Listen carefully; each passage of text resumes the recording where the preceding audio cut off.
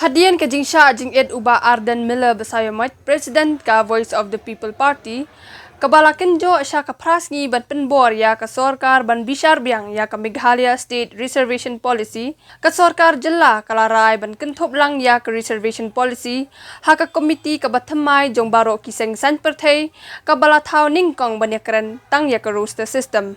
Kani ka komiti ka bathamai kan syong jialang ningkong ha ka live huway tarik jemang ha main conference hall main secretariat building Shillong. Kakong amparin lingdo ka baday ka khli jong kani ka komiti kum ka chairperson kalayat hu ba kadap da ka jingsngok men ba kani sorkar kala pediang ya karai jong ka committee on roster system ban penyar ya ka kti trekam jong ka da ka ba minder ban kentup lang ya ka mat yakren bat ka reservation policy.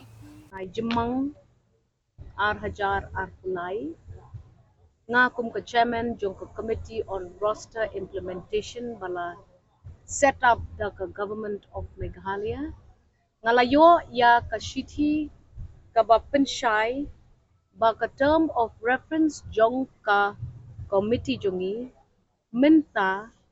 lapen kala bat lasya yangi bangin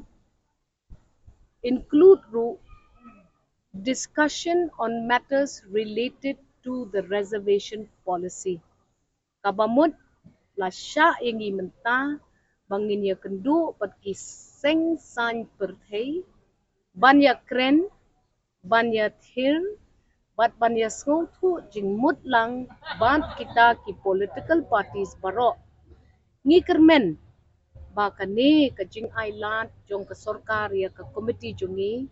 bakan shim ya kane ka sinjam ka badon kam kan ulong kata kalat kelenti ka kabuk siar na kabenta ki seng san berthai paro ki badon haka jela ka bae ki jongi ngin don meeting biang haka lai pui terik bat pi lenti bakan ni ka jing yalang ka jongi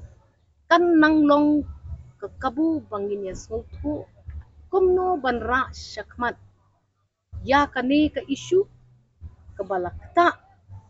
ya kalek kawan kayat kayeng ka imlang salang ka snow